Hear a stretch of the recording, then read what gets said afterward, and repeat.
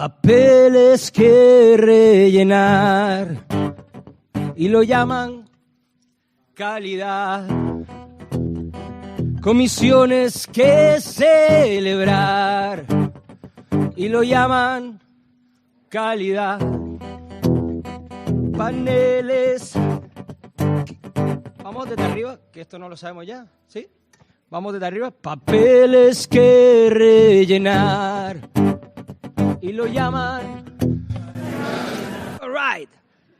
Comisiones que celebrar y lo llaman. Paneles que incordiar y lo llaman. Informes que vienen y van y lo llaman.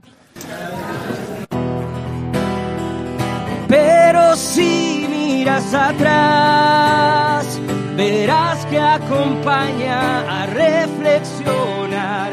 Pero si miras atrás, verás que acompaña a mejorar. Bueno, ha sido un placer. Muchísimas gracias. Espero que lo pasen muy bien hoy y enhorabuena a la agencia.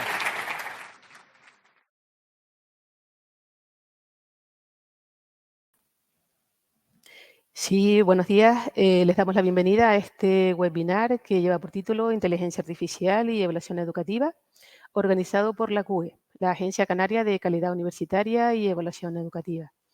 Les hablaremos obviamente de inteligencia artificial, pero también vamos a aprovechar, sobre todo vamos a aprovechar para mostrarles el proyecto piloto, el pilotaje que estamos llevando a cabo en la agencia con la colaboración de investigadores de la Universidad de Las Palmas de Gran Canaria, relacionado con usar la inteligencia artificial para evaluar preguntas abiertas en macroevaluaciones, como son, por ejemplo, las evaluaciones de diagnóstico.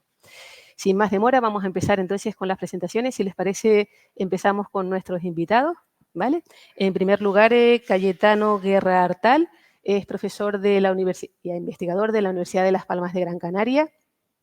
Su campo de investigación prioritario es la inteligencia artificial y también lo que es el desarrollo de nuevas arquitecturas de redes neuronales artificiales y también el procesamiento del lenguaje artificial. Buenos días, Cayetano. ¿Qué tal? Buenos días.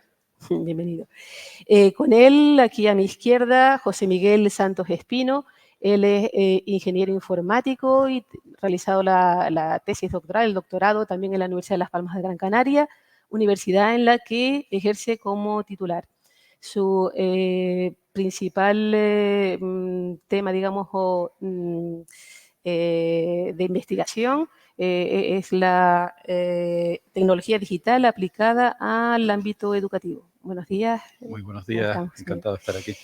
Antes de continuar, sí, desde ACUE nos gustaría darle las gracias a los dos por estar aquí hoy con nosotros y también por haber aceptado el reto de participar en el pilotaje y de liderar ese pilotaje. Muchísimas gracias. Un placer a ustedes.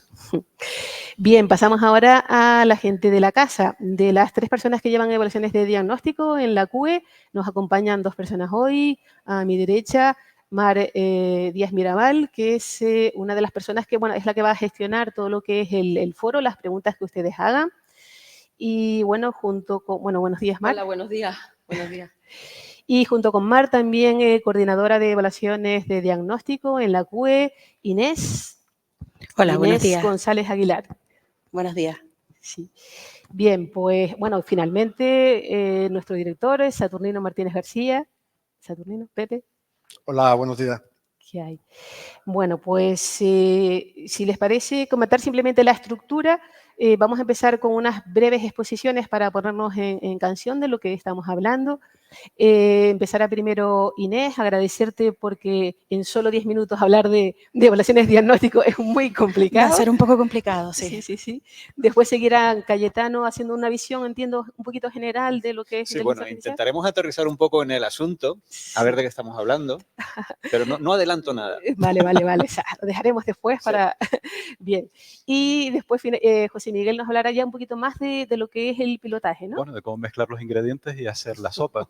Digamos. Perfecto, o sea que vamos, muy, muy, muy motivante seguro. Después pasamos a la parte del debate con algunas preguntas sobre, bueno, cositas que pensamos que pueden ser interesantes de lo que ustedes nos digan y también con todas las intervenciones que nos hagan ustedes desde sus casas. Mare entrará y nos pasará esas preguntas. Acabaremos finalmente todo lo que es el webinar con la intervención de nuestro director, Saturnino, que nos hará una valoración, una reflexión de todo lo que hemos hablado. ¿Les parece? Pues entonces, sin más dilación, Inés, todo oído. Vale, buenos días a todos. Antes de empezar a hablar del proyecto, pues voy a contextualizar un poco, a explicar lo que son las evaluaciones de diagnóstico. Como dice mi compañera, es un poco complicado comentarlas en 10 minutos, pero bueno, solamente vamos a explicarlas a grosso modo para introducir por qué hemos necesitado este proyecto y qué es lo que hemos hecho. Entonces, bueno, las evaluaciones de diagnóstico es un proceso de evaluación para la mejora de los centros que mide el nivel de desarrollo de las competencias básicas del alumnado escolarizado en cuarto de educación primaria y en segundo de la ESO. Esta evaluación se realiza a través de un conjunto de pruebas cognitivas. En este caso, durante este curso escolar se han realizado en lengua y en lengua castellana y literatura y en matemáticas, en las competencias específicas, y además tienen unos cuestionarios de contextos que serán aplicados con criterios estandarizados a todos los centros de la comunidad educativa. Como resultado de esta evaluación, cada centro escolar, su profesorado, las familias, el alumnado en general y todo el sistema educativo pues podrá disponer de una información suficientemente objetiva sobre su situación que deberá complementar con sus propios datos internos, posibilitando la puesta en marcha de procesos de mejora. Bien, estoy leyendo un poco, pero que enseguida pues lo explico. Vale, voy a sentar solamente las bases. Estas evaluaciones, a partir de la LOMLOE, en el curso 23-24, son obligatorias y se desarrollan entre los artículos 21 y 29, ¿vale? En el 21 la educación primaria, en el 29 la educación secundaria. La ley obliga a que esta evaluación se realice de forma censal a todo el alumnado que esté matriculado en cuarto de educación primaria y en segundo de la ESO, ¿de acuerdo? Tanto en centros privados, concertados, como públicos, siempre que estén en el sistema educativo español.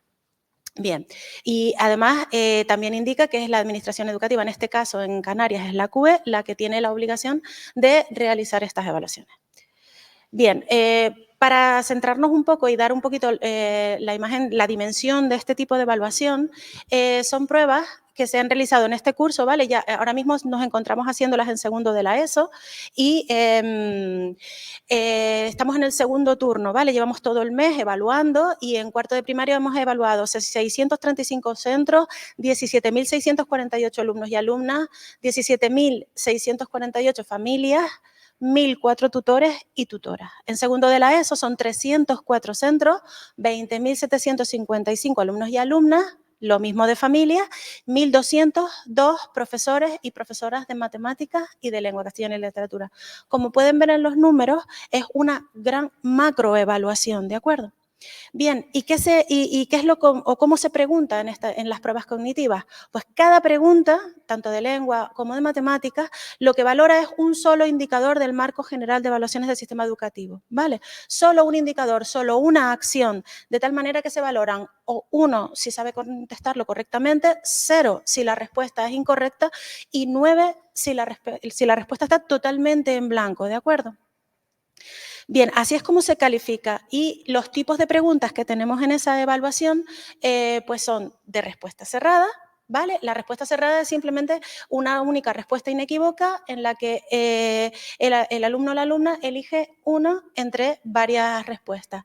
La de respuesta semiconstruida son preguntas de respuesta correcta e inequívoca también, pero requieren un poquito de construcción del alumnado. Ya puede ser un número, una frase, una palabra solo. Por último, tenemos las de respuesta abierta, que esas son las que sí requieren una mayor construcción del alumnado y no tienen una sola respuesta inequívoca, obviamente. Se engloban en este tipo de producciones pues, como producciones escritas, la resolución de un problema completo, desarrollo de procedimientos, etcétera. Bien, nos centramos en esto, en los tipos de preguntas, porque realmente el proyecto va a entrar en lo que son las preguntas de respuesta semiconstruida y las de respuesta abierta, que son las que hemos metido dentro de este proyecto para corregir con la inteligencia artificial. Obviamente este es un proyecto piloto, ahora mismo estamos en la primera fase viendo cómo podemos entrenar a la máquina para que las corrija. Bien, hay que señalar también que estas pruebas no tratan de calificar al alumnado, sino simplemente buscan niveles de rendimiento, ¿vale? Niveles de rendimiento, realmente en el informe lo que van a aparecer es el porcentaje que tiene cada centro del porcentaje de alumnado que tienen en cada nivel de rendimiento. Por lo tanto, son preguntas que tienen diferentes dificultades y no se espera que todos contesten a todos, simplemente hay preguntas hechas para determinar pues, el nivel bajo, otras están hechas para el medio, el alto o el avanzado. Bien, yo creo que con esto ya le hemos dado una contextualización de cómo se realiza esta evaluación y pues le voy a ceder la palabra al compañero Cayetano. Muchas gracias, Inés. Ajá. Creo que lo he hecho antes de tiempo. Genial. Bueno, pues vamos a ver cómo puedo ser breve, que he prometido ser breve, pero esto lo explico yo en un año entero en las clases, así que vamos a ver qué ejercicio de brevedad puedo hacer aquí. Bueno, vamos a, como comentaba antes, aterrizar un poco en el tema de la inteligencia artificial y concretamente en una rama de la inteligencia artificial que se conoce como el procesamiento de lenguaje natural. Bien, yo supongo que muchos ya hemos usado ChatGPT.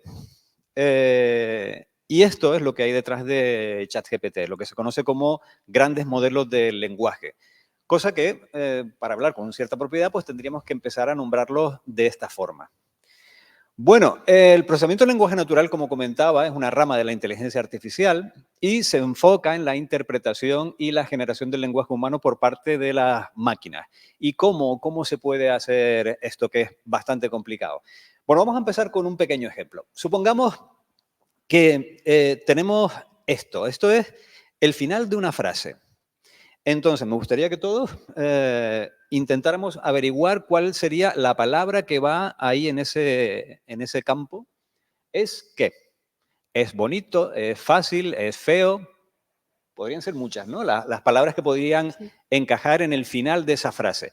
Porque solamente tengo que adivinar la última palabra y tengo la penúltima. Muy bien, solo con la penúltima encajarían muchas palabras. ¿Y si tuviera dos más? Es decir, dos es, podríamos decir dos es mucho, dos es demasiado. Seguro que se nos ocurren otras cuantas más, ¿verdad? Voy a seguir un poco más, dando un poco más de pistas. Más dos es, ¿quién dice algo? Más dos es mucho, más dos es, también se nos pueden ocurrir unas cuantas, pueden jugar desde casa también, ¿eh? ¿Y ahora? 2 más 2 es... Ya está más claro. No, está más claro, no. No te creas. 4, ¿no? 4. Bien, efectivamente, 4. ¿Y por qué lo sabemos? Porque estamos realmente mirando un contexto donde hay una frase que nos indica o nos puede indicar a medida que el contexto va siendo cada vez más grande, como hemos visto hasta ahora, nos va a indicar con más precisión cuál sería la palabra que entraría ahí, en ese campo, ¿verdad? Bien, pues sabemos que es 4, ¿por qué? Porque hemos aprendido a sumar desde pequeños o simplemente porque es también una frase más o menos habitual. 2 más 2 es 4. Lo decimos muy, muy habitualmente, ¿no?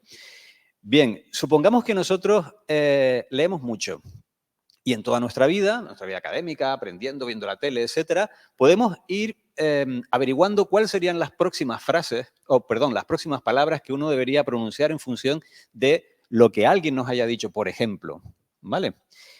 Imagínate que ahora eso lo automatizamos, pero no solamente con la experiencia de vida de cada uno de nosotros, sino con casi toda la información que hay en el mundo, una biblioteca inmensa, ¿vale?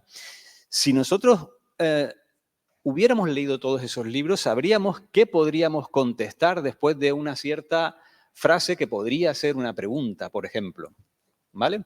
Y ese es lo que denominamos el contexto, en el contexto en el cual la máquina empieza a generar palabras una detrás de otra. Bien, pues un modelo de lenguaje, que es lo que comentábamos antes, es un sistema diseñado para comprender y generar texto en lenguaje natural. ¿Basado en qué? Basado en patrones aprendidos de grandes cantidades de datos textuales. Evidentemente, todo el texto que hay en el mundo es enorme y hay muchísimas frases ya hechas y escritas, pero no están todas las combinaciones de todas las posibles palabras, o todas las posibles frases, mejor dicho, que uno podría oír. Por lo tanto, el gran secreto de todo esto está en que la máquina es capaz de extraer los patrones que subyacen detrás de todas esas construcciones gramaticales y demás y de conocimiento, y es capaz de ir colocando palabras una detrás de otra que aciertan, en la mayoría de los casos, a lo que nosotros estamos intentando preguntar o hablar sobre algo. Bueno, todo esto empezó décadas atrás, por supuesto, pero digamos que de cara al gran público esto empezó el 30 de noviembre de 2022. ¿Por qué? Porque es cuando salió de la empresa OpenAI, salió su producto denominado ChatGPT, del que ya pues todos hemos oído hablar. Nos asombró a todos, propios extraños, nos asombró las capacidades que tenía en muchos aspectos. Bien, voy a hablar un poco de la historia del ChatGPT, o concretamente el GPT. Ahora comentaré cuál es la diferencia entre GPT y ChatGPT. Bien, GPT es un modelo de lenguaje, como había comentado antes, un modelo neuronal. Hay muchísimas, millones de neuronas interconectadas que son capaces de extraer esos patrones de los que estábamos hablando antes. Y bien, en 2018 la empresa había sacado GPT, en 2019 GPT-2, en el 2020 GPT-3, y yo recuerdo perfectamente que eran artículos científicos que básicamente lo que hacían era generar texto. Y en ese momento estaba muy bien porque no había salido del ámbito académico todavía este tipo de inventos, y era curioso porque simplemente generaban texto. Tú le ponías un contexto, tú empezabas un cuento, por ejemplo, érase una vez tal cosa, y él seguía generando palabra tras palabra una historia que se la inventaba, que era gramaticalmente correcta y tenía cierto sentido, pero era una historia inventada y poco más. No había mucho más allá de eso. Pero sí ocurrió algo relativamente increíble en el 2022, con la salida de ChatGPT 3.5, y era lo siguiente. De repente ese modelo creció, se iba desde el GPT el 1, por así decirlo, 2, 3, eso iba creciendo en su capacidad neuronal, en su capacidad de generar patrones o de aprender patrones, y en el 2022 pasó una cosa increíble. Y es que ya no simplemente se limitaba a generar texto pseudo-aleatorio, sino que ese texto que generaba era capaz de responder ciertas preguntas que se le hacían. Es decir, si al principio simplemente se le colocaba un érase una vez una niña que, y él seguía generando el texto, de repente ese contexto inicial correspondía a una pregunta concreta sobre algo. Y el texto que generaba era la respuesta a esa pregunta, que había asimilado tras haber leído toda esa ingente cantidad de información que enseñaba antes. Y eso fue, digamos que ese punto de inflexión en el que la historia cambió radicalmente. Luego en el 2023 vino el 4, que mejoraba esas capacidades, y la semana pasada pues ya salió el 4O, Omni, que, bueno, tiene se le han añadido otras características. Muy bien, pues ChatGPT en principio significa chat, de hablar, y GPT es el modelo del lenguaje del que hablábamos antes. ¿Qué significa? Viene de Generative Pre-trained Transformer. Generative, que es generativo, es decir, genera texto preentrenado, y Transformer es el nombre del modelo neuronal que soporta todo eso. Bueno, eso ya es una historia más técnica que no... Bueno, y en cuanto a modelos del lenguaje, ¿cómo funciona el ChatGPT entonces? ¿Qué misterio hay detrás de ese modelo?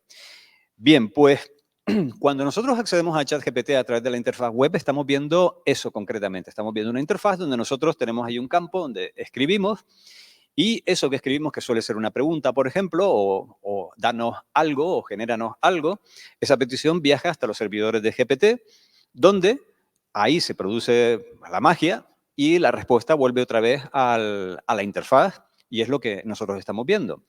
Bien, por ejemplo, si yo le introduzco 2 más 2, ¿qué generará él? Pues a lo mejor, bueno, vamos a ver qué es lo que genera. Bien, si hacemos un zoom sobre esa cajita de GPT, resulta que lo que entran es un conjunto de palabras, ¿vale? Un conjunto de palabras. No sé si se apreciará bien a la izquierda. Hay 3 palabras en este caso, 2 más 2, y hay una serie de casillas que están todavía en blanco, y es lo que se conoce en estos modelos como el contexto que es capaz de asimilar el modelo. Muy bien, pues esto funciona de la siguiente forma.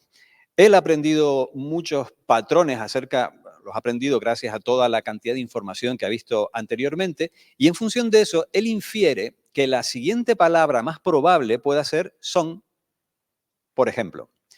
Una vez ha generado la palabra son, esa palabra se realimenta otra vez el sistema, es lo que se conoce como un modelo autorregresivo, y entra dentro del contexto de nuevo. 2 más 2 son, y la siguiente palabra, 4. Bien, vuelve esa palabra 4, vuelve otra vez a la entrada, y por último genera un código especial que significa final de sentencia, y ahí termina, ¿vale? Y esa es la forma que tiene de generar texto. Si han visto alguna vez cuando trabajan con el ChatGPT, preguntamos algo, se habrán fijado que las palabras van poco a poco apareciendo en la pantalla. Eso es gracias al modelo autorregresivo que lleva.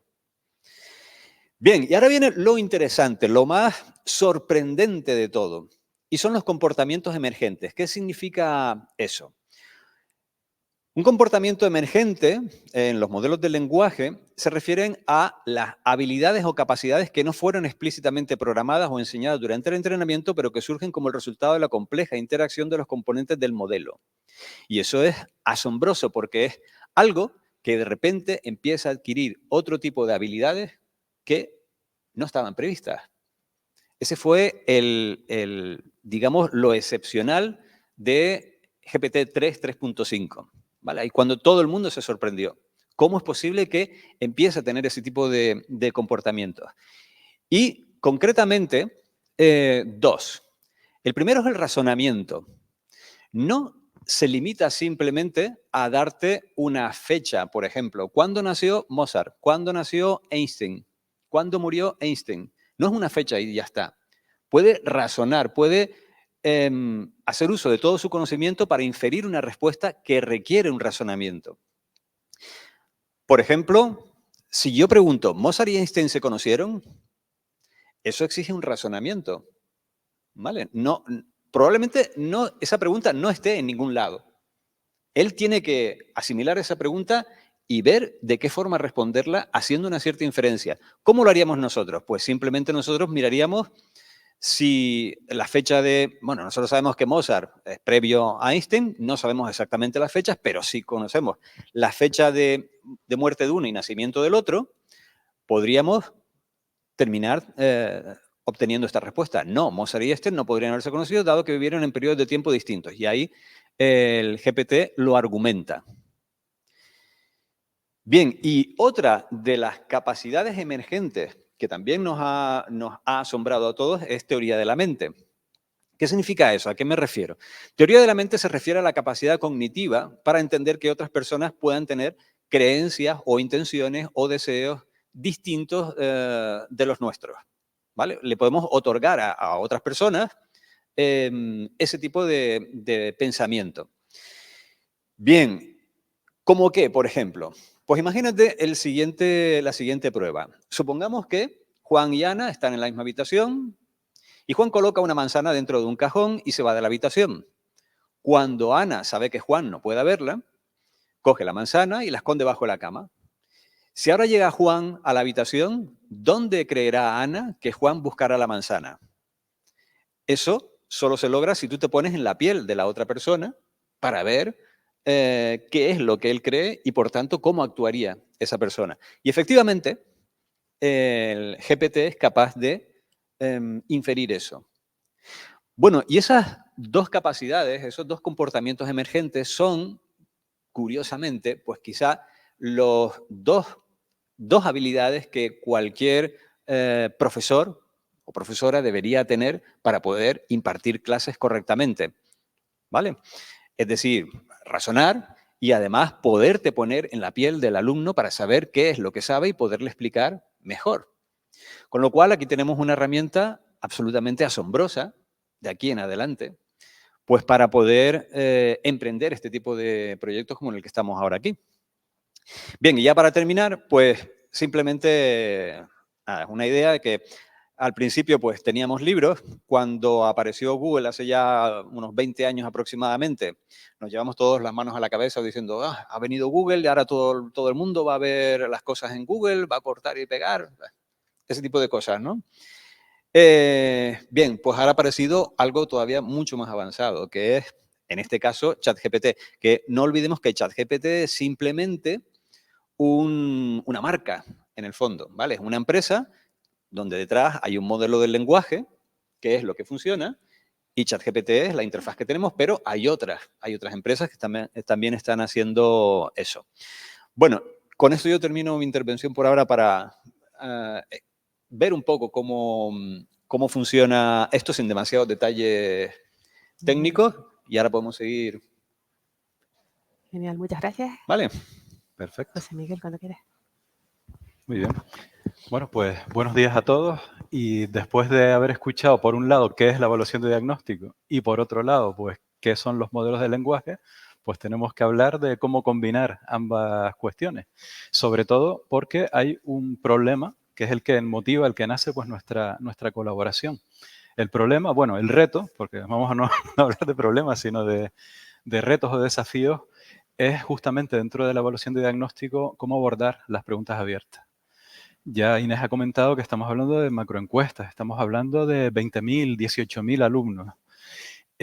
Por tanto, estamos hablando de un volumen considerable de respuestas.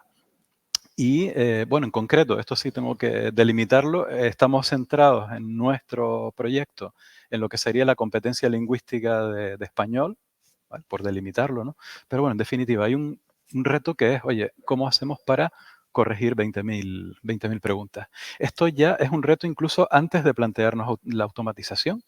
Incluso si nos planteáramos contratar a un ejército de evaluadores para hacer ese trabajo, nos enfrentamos, aparte de lo obvio que es el coste intrínseco que va a tener, pues contratar a esta gente, que tengan esa capacidad, distribuir las respuestas de los estudiantes, recolectar los resultados. Eso ya es un coste considerable, pero nos enfrentamos a algo que se pueden imaginar ustedes que va a ocurrir si cada evaluador pues, se tiene que enfrentar con una colección de centenares o de miles de respuestas para corregir. Y no estamos hablando de un único ítem de evaluación.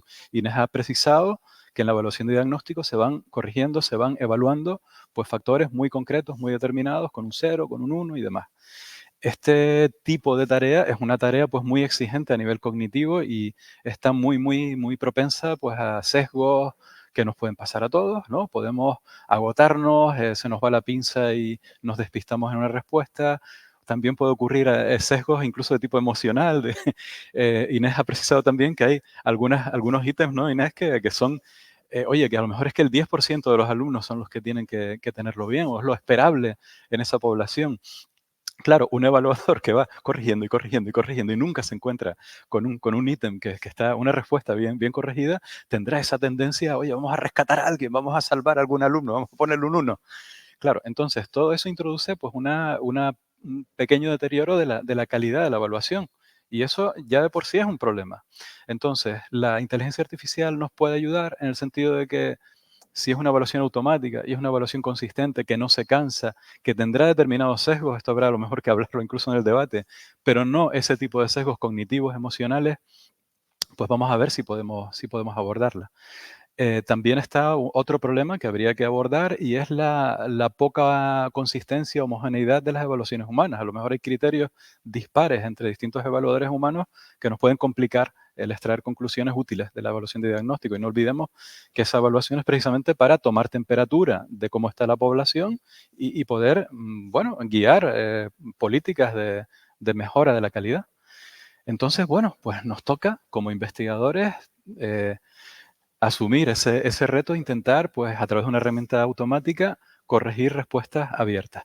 También las semiabiertas, pero no me quiero liar, ¿no? Ya me voy a liar bastante, pero voy a dejarlo solo en las preguntas abiertas. Voy a aterrizar para ver algo concreto. Aquí tenemos uno de esos ítems de segundo de la ESO, de competencia lingüística. Arriba, bueno, tienen una ilustración con una señora, con unos, no sé si se aprecia desde fuera, pero es una señora que tiene unos gatitos en su falda y demás. Y al estudiante se le proporciona ese estímulo y un enunciado donde se le pide que cree una historia basándose en la imagen y se le dan ciertas puntualizaciones, como que tiene que, en su relato, atribuir cualidades buenas a los gatos y comparar dos cualidades, se les da unos requisitos de extensión mínima y demás.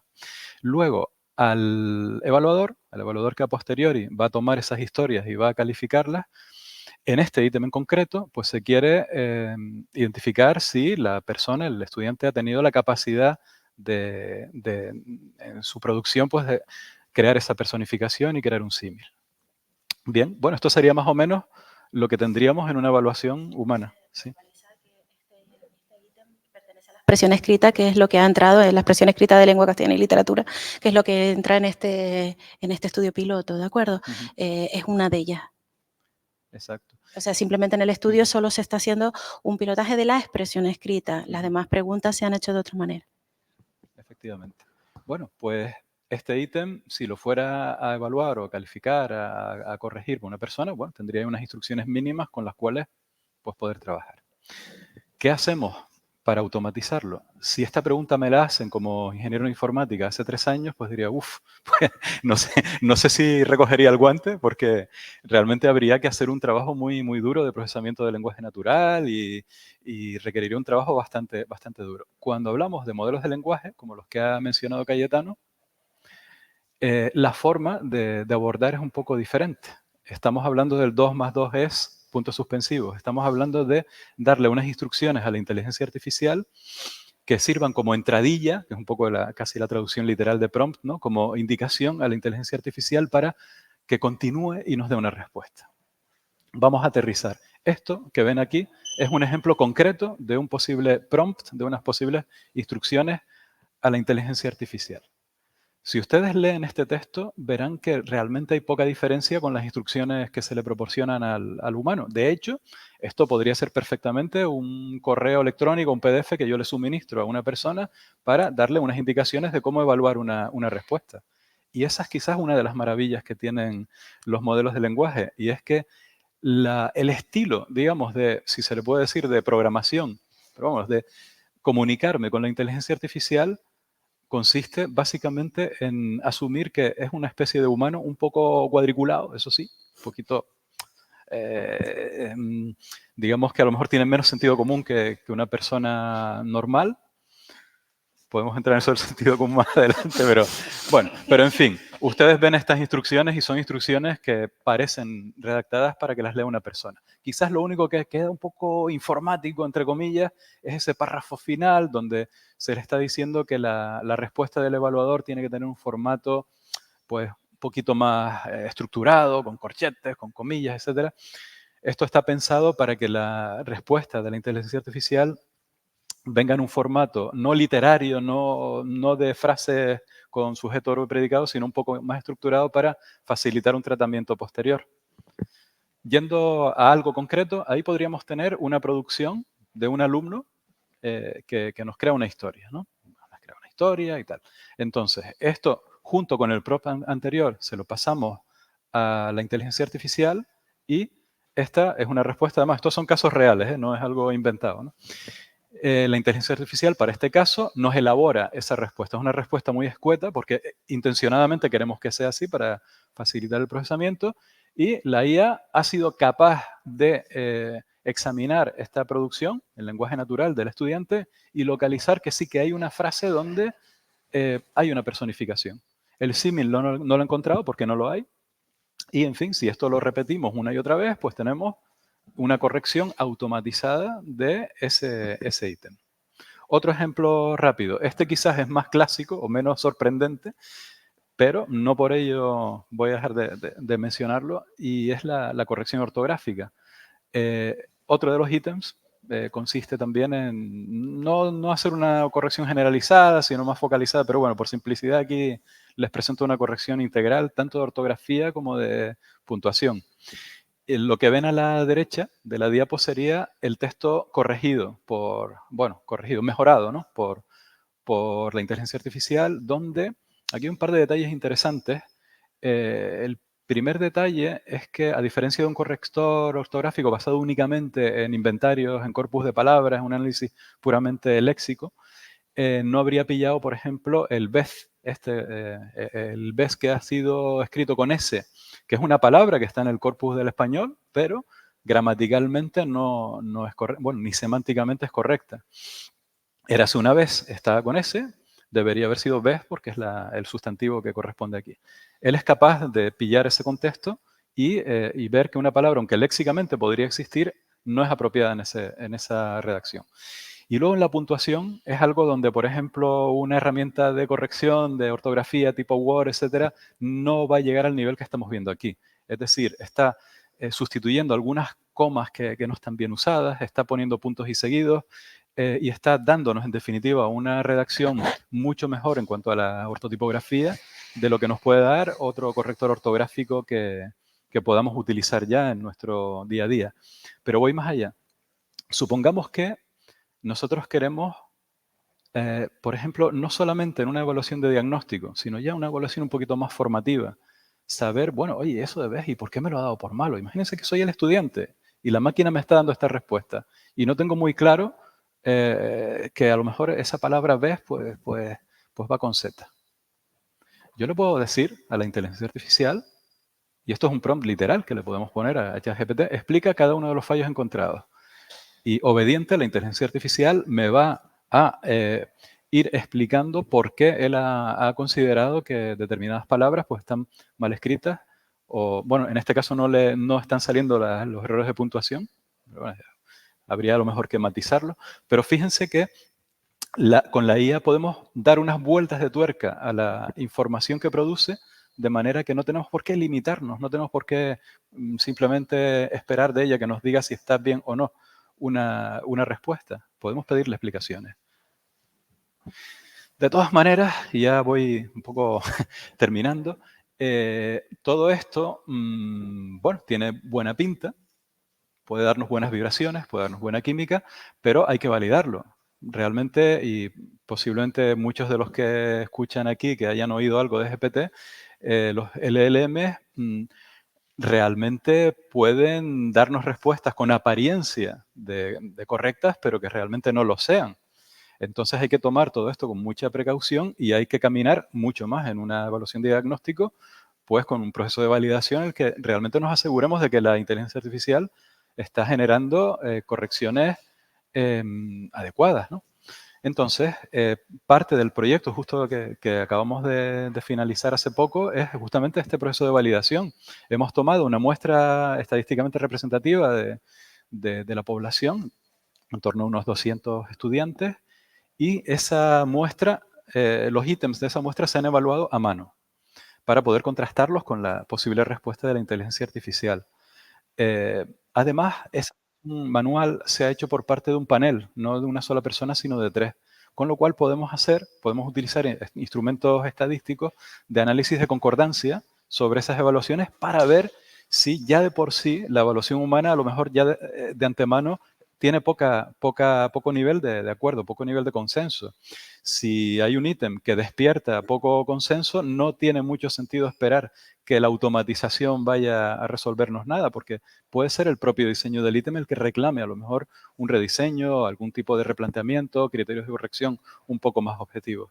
Entonces se ha hecho ese doble trabajo, no solamente un trabajo orientado a la IA, sino al propio diseño del ítem de evaluación. Entonces, en cualquier caso, hemos implementado para cada ítem un prompt. Algunos son los ejemplos que hemos visto. Y introducimos a ese resultado de la IA como si fuera un cuarto evaluador y vemos si se diferencia realmente de otro evaluador humano o no. O sea, si genera el mismo nivel de acuerdo que tenían las tres personas anteriores. Si vemos que la concordancia de un ítem a la hora de evaluarse es alta entre las personas, entre los evaluadores humanos, y además al introducir la IA seguimos manteniendo un nivel de concordancia alto y decente, pues entonces ese ítem podemos tener muchas garantías de que va a funcionar bien, no con 200, sino con 20.000. ¿Vale? Entonces ese pilotaje creo que es algo bastante que ha sido un acierto por parte de la agencia plantearlo para caminar con mucha seguridad y no tener prejuicios ni positivos ni negativos acerca de la inteligencia artificial, porque a veces hay resistencias, a veces hay prejuicios negativos, pero también a veces hay un entusiasmo a lo mejor no fundado en evidencia. Entonces aquí estamos intentando que todo esté muy calibrado y muy fundado en la observación. Ya para terminar, bueno, como hay que vender un poco el libro de la IA, un poco casi para completar, ¿no? la charla de los tres, ¿no?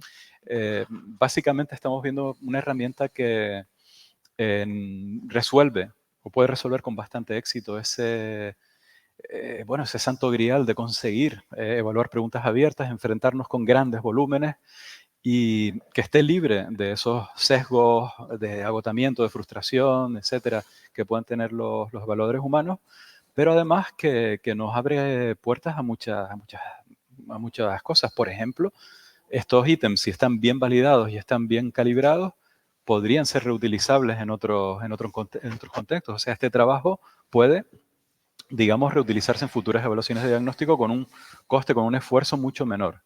Aparte de que la propia tecnología está evolucionando. Cayetano habló del 4.0 o 4.0, perdón, que es de la semana pasada, literalmente. O sea, estamos hablando de algo que literalmente cada semana puede cambiar un poco, pero a mejor, normalmente. Y en general los procesos de evaluación se vuelven muchísimo más sencillos. Imagínense que tenemos que cambiar un criterio de calificación porque, oye, hemos visto que a lo mejor hay que juzgar esta pregunta de otra manera. Imagínate decirle a un evaluador humano, oye, mira, el trabajo que hiciste... Vuelve a hacerlo. Vuelve a hacerlo todo de nuevo. Sí. Y mira, y te voy a pagar, ¿no? Pero la sensación, ¿cómo se te queda la cara, ¿no? Cuando dices, mira, es que todo lo que hice, que ahora, bueno, la IA dice, mira, otro prompt. Bueno, pues ya está, lo ejecuta y no se te va a quejar, no te va a mirar mal, no te va a mirar de reojo. Justificación de la respuesta. Hemos visto el caso este de la ortografía. Ustedes imagínense el potencial que tiene, como pone en el último punto, para incluso la interacción entre, ya no una evaluación de diagnóstico, sino el propio proceso de aprendizaje de un estudiante en el que yo pueda, como estudiante, pedirle al evaluador, oye, ¿por qué me has valorado así? ¿Cómo podría, incluso aunque me lo hayas valorado bien, y cómo lo podría mejorar? Podemos establecer un diálogo, una interacción fértil, individualizada entre el estudiante y esa inteligencia artificial. Bueno, el potencial que tiene esta herramienta para introducirla no solo en evaluación de diagnóstico, sino en cualquier modalidad de evaluación, en cualquier punto de las experiencias de aprendizaje de un estudiante, es enorme y depende más de la imaginación que tengamos para aprovechar la herramienta que de lo que nos digan que puede hacer, porque lo que puede hacer es muchísimo. Bueno, y con esto termino, yo creo que me he pasado bastante. Gracias. Vale, muchísimas gracias. Si quieren, en lo que esperamos a que se anime el público, podemos empezar con el debate. Bueno, ha quedado muy claras las ventajas que han visto en el pilotaje, pero entiendo que no todos son ventajas, que igual hay cosas que podríamos considerarlas como limitaciones. Y no sé si a lo mejor nos pueden hacer, quizás Inés, desde el punto de vista de alguien especialista en evaluaciones de diagnóstico primero y los investigadores después, esas limitaciones más allá del pilotaje, ¿vale? Quizás aspectos también de evaluación en general y evaluación educativa en general. Bueno, en el caso de evaluaciones de diagnóstico, obviamente estamos en la primera fase de este proyecto, todavía tenemos que puntualizar muchas cosas porque la limitación está en lo que hablaba José Miguel antes, que son esos indicadores que suelen ser bastante generales en expresión escrita y en lengua, en las que los evaluadores no han coincidido y claro, es difícil validar el resultado de la inteligencia artificial en este sentido porque si entre ellos mismos no han coincidido aprendido, pues es difícil validar, como bien dije, ¿no? Que la inteligencia artificial lo está haciendo bien. Entonces, la siguiente fase que nos llega es volver a coger ahora sobre la censal otra muestra y volver a redefinir algunos criterios para poner unos prompts un poquito más claros y unos criterios de evaluación quizás también mucho más específicos para los correctores para poder solventar esta situación, ¿no? Esta es una de las limitaciones pues, más grandes que tenemos, ¿no? Realmente es el problema principal por el cual se eligió utilizar la inteligencia artificial en evaluaciones de diagnóstico, porque realmente hay muchos indicadores de expresión escrita que son muy generales y son muy difíciles de corregir, porque ya te digo, depende del evaluador, depende de la situación en la que se encuentra y bueno, pues ya hemos visto pues que los correctores pues no coinciden. Y entonces ahí tampoco es difícil meter también la inteligencia artificial si no puedo validar que su respuesta es la correcta. Pero hay una esperanza bastante importante y lo bueno que podemos ver, y es una ventaja de la inteligencia artificial, que es que cuando corrige, te da un porqué de esa corrección. Entonces, podemos hacer una corrección de calidad, porque cuando haces una doble corrección, tú estás mirando pues qué ha corregido y por qué. Tú ya puedes identificar los errores que ha cometido la máquina a la hora de corregir y entonces los corriges y los vuelves a meter otra vez como prompt. Entonces, devuelve una segunda corrección. Entonces, la máquina no se cansa de corregir. ¿No? Tú le dices, vuelve a corregirme 5.000, vuelve a corregirme 20.000 y no se le viene el mundo encima. No me dice, hombre, otra vez tengo que empezar, que ese es uno de los grandes problemas. Tú cuando contratas correctores humanos, corriges una sola vez. Y entonces, pues con lo que salga. Mientras que con la inteligencia artificial se puede hacer de forma cíclica y entonces los sesgos que se te puedan producir son mucho más controlados y la corrección, pues, lo más objetiva posible, porque siempre hay sesgos, ¿no? Eso ya lo sabemos, ya lo hablaremos ahora. Sí, de todas formas, si me permites, tú comentaste antes cuáles son las limitaciones. Yo no lo vería desde ese punto de vista, sino que ahora yo no lo llamaría una limitación, sino que ahora nos hemos dado cuenta de que hay ítems que no pueden ser evaluados de una determinada forma, pues no por problemas de la IA ni muchísimo menos, sino porque gracias a este proyecto empezamos a darnos cuenta de la falta de concordancia en cierto tipo de preguntas. Sí, bueno, de eso nos habíamos dado cuenta, la falta de concordancia, y por eso se utiliza la inteligencia artificial. Hombre, yo digo que es una limitación porque es un problema general, quizás de las evaluaciones de diagnóstico, no de la IA. Sí, pero quizás tú comentas como si fuese una limitación, pero quizás lo que están diciendo es al revés, que aporta un plus la inteligencia artificial. Hombre, yo le veo la ventaja, ventaja, es una limitación ya del proceso, ¿no? Es una limitación del proceso, pero que la inteligencia artificial viene a darle como digo yo, una esperanza, ¿no? Una mejora en ese sentido. Y concebirla como eso, ¿no? Como un apoyo como una mejora, ¿no? Entiendo. Es una mejora, una herramienta que va a ayudar a que esta corrección sea mucho, mucho mejor. Vale, José Miguel, en ese sentido. Hombre, tengo una diapo de los riesgos, pero la voy a dejar, bueno, yo sí quiero, aunque bueno, en principio a uno le toca hablar de lo bueno que es, pero sí que hay que reconocer que hemos trabajado con una competencia, con una materia que juegan en favor de los LLM. Una de las L es lenguaje. Y la competencia con la que estamos trabajando es justamente la lingüística. En eso los LLMs actuales son buenísimos, son excelentes, de verdad.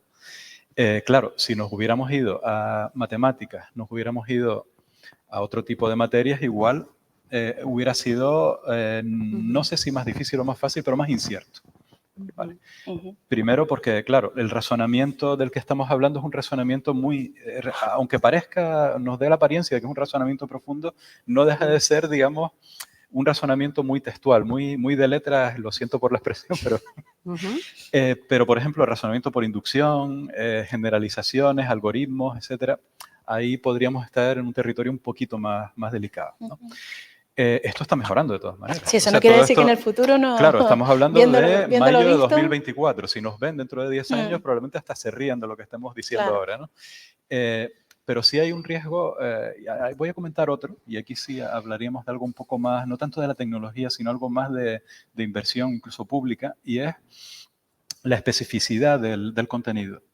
No es lo mismo. A ver, aunque el volumen de información del que se ha nutrido, por ejemplo, GPT o cualquier otro modelo de estos grandes que pueda haber por ahí, es un volumen de información escandalosamente grande, a lo mejor no tiene un conocimiento detallado sobre historia de Canarias, sobre la geografía, la toponimia de Canarias, Por ejemplo, yo soy un friki de la lingüística histórica. Tú le preguntas, oye, mira, la etimología de la palabra abeja. Y el GPT-3.5 fracasaba de forma ridícula.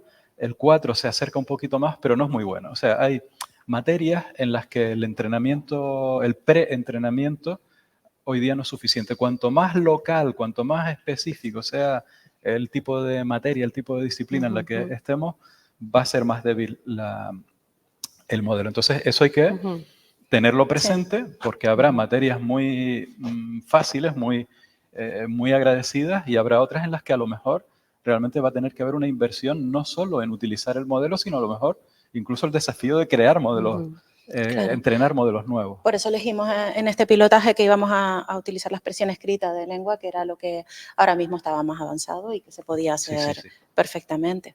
Sí, sé que es como un mundo por explorar, pero bueno, Claro. son positivos en ese sentido, ¿no? Claro, claro. Ahora lo que nos queda es un campo bastante importante de investigación.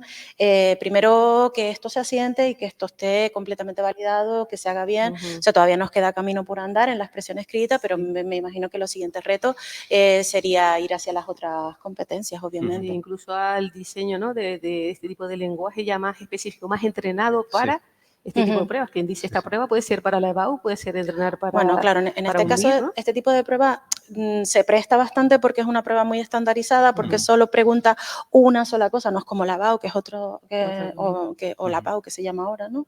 Que es totalmente diferente. Este se presta muy bien a que la inteligencia artificial corrija estos indicadores, precisamente por eso, porque son indicadores que se corrigen como bien, mal o en blanco. Entonces es mucho más fácil investigar sobre ello.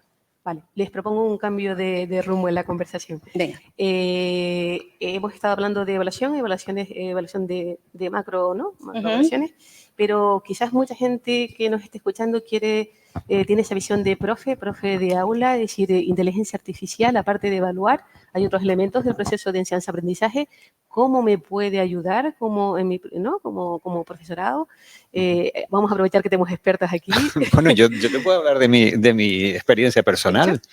A ver, yo reconozco que desde que empiezo a utilizar, desde el primer día que empezamos a utilizar este tipo de herramientas, hombre, yo no exagero si digo que mi productividad se ha multiplicado por 3. ¿Vale?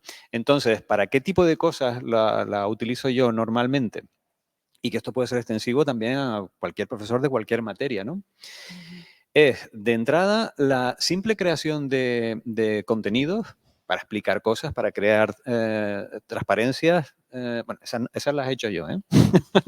No, pero para crear contenidos, apuntes, pues es fantástica, es fantástica. La evaluación también. Yo previamente hice una prueba precisamente el año pasado en la asignatura de procedimiento de lenguaje natural, que es la que yo imparto. Esos alumnos fueron los primeros en ser corregidos por una inteligencia artificial, lo cual ellos estaban encantados. Yo, por supuesto, la revisé luego y, bueno, no difería mucho en lo que yo habría puesto. Pero sí es verdad que, más que como profesor, yo creo que esta herramienta como alumno es absolutamente maravillosa. Eso sí, requiere cierta responsabilidad por parte del alumno. Y es que por primera vez tenemos una herramienta que hace una cosa muy diferente. Si nosotros, cuando estudiamos por un libro, tenías que estudiarte el libro y si la respuesta no estaba en el libro o si tú no lo habías entendido por el libro, no tenías otro recurso, excepto preguntar al profesor, por supuesto. Cuando vino Internet, no solamente tenías el libro, sino ahora tenías varios recursos donde poder tirar para poder entender algo, un concepto o lo que fuera, un conocimiento de lo que fuera, ¿no? Pero ahora tenemos la posibilidad de que esta herramienta no solamente te dé el conocimiento, sino que si tú no lo entiendes, te lo vuelva a explicar de una u otra forma. Recordemos lo que decía antes acerca de teoría de la mente. Si la máquina es capaz de saber lo que tú sabes, es capaz de explicarte mejor cualquier concepto, cualquier razonamiento, etc. Y lo digo porque lo he experimentado para mis alumnos y para mí mismo también. Si tengo que verme algún tema que no tengo muy claro cómo funciona, es capaz de explicármelo con bastante precisión, rigor y corrección también. Porque luego lo revisas, a ver si efectivamente te ha dicho lo correcto. Es decir, estamos ante una herramienta nunca vista. ¿no? Nunca vista. Yo creo que estamos ante otra revolución. Estaba la imprenta, Internet y ahora ha venido la inteligencia artificial. Sí. Yo creo que vamos a retomar algunas de las cosas que dijiste. Hiciste referencia a la responsabilidad del alumnado en la utilización de esta herramienta. Yo no sé, yo creo que muchos de los que están al otro lado de la pantalla escuchamos muy frecuentemente lo de me entregó el resumen, copia de GPT, me lo puso. El trabajo es GPT, ni lo ha pensado, ese no es su vocabulario. Y eso es algo que nos estamos encontrando ahora en el día a día en el aula.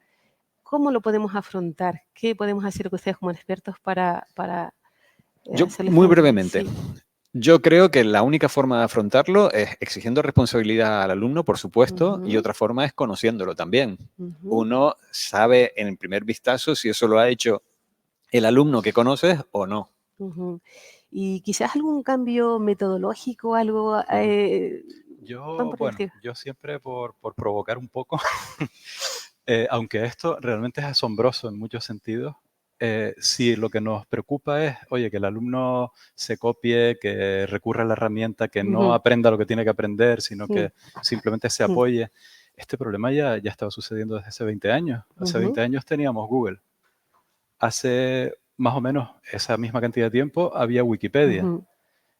Yo hace 40 años me iba a la biblioteca, iba a la Larousse, fusilaba, si me preguntaban algo de los Austrias, pues fusilaba el artículo de la enciclopedia de los Austrias, hacía el dibujito y entregaba eso. Es decir, el problema, yo creo que culpabilizar la herramienta sobre el diseño de la actividad de aprendizaje, creo que es culpabilizar en exceso, ¿no? Yo creo que hay que replantear los diseños de las actividades de aprendizaje.